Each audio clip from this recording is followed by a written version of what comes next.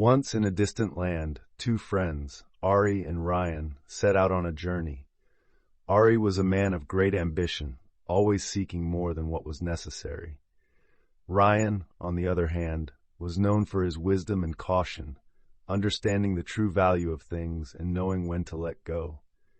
Their journey began on a bright morning, with the sun high in the sky. They traveled together through dense forests and across vast plains, sharing stories and enjoying each other's company. But as they neared a mountain pass, they came upon a small hidden cave. Inside the cave, glimmering in the dim light, was a small ornate chest. Ari's eyes widened with greed as he opened the chest. Inside there was a beautiful gemstone, larger than any he had ever seen. "This is worth a fortune," Ari said, clutching it tightly. "We can use this to buy everything we ever wanted, power, riches, anything." Ryan, however, stepped back. His eyes studied the gemstone with a knowing gaze. "That stone does not belong to us," he said, his voice calm but firm. "It was meant for someone else. We should leave it here." But Ari was not one to listen to reason when his desires clouded his judgment. "You worry too much, Ryan," he said. "Do you think anyone will miss it? We'll be rich. What harm could it do?" Ryan sighed but did not argue further. He knew that Ari's greed would soon lead to trouble, but he hoped his friend would see the consequences on his own. As they continued their journey, the weather grew darker, and they eventually came upon a checkpoint where a group of guards stood waiting. The guards looked at them suspiciously and demanded to search their belongings. Ari, knowing the gemstone was hidden in his bag, tried to act casual, but the guards were thorough. They found the stone, and immediately their expressions turned grim. "You are carrying stolen property," one of the guards exclaimed. "This gemstone belongs to the royal family. It was stolen by a thief, and now it seems you two are the ones who have it." Ari's heart sank as the guards seized the stone and bound them in chains. "We didn't steal it. We found it on our journey."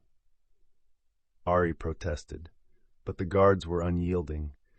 The friends were dragged to a nearby prison where they spent several long days in a cold, damp cell.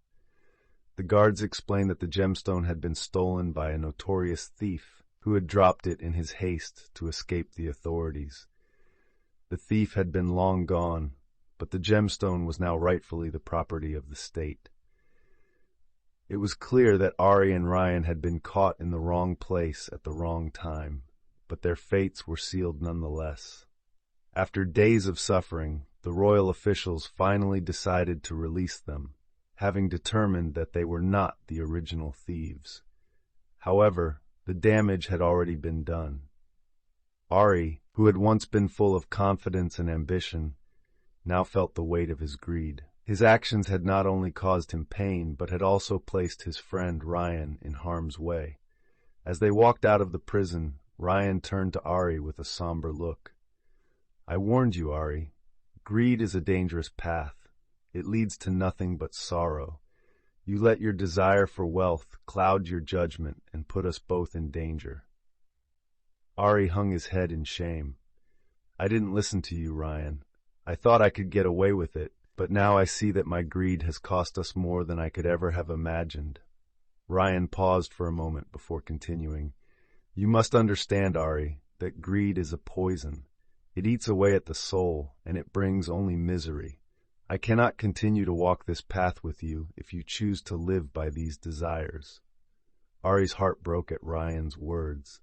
"But we've been friends for so long, Ryan. Please, don't leave me." Ryan's eyes softened.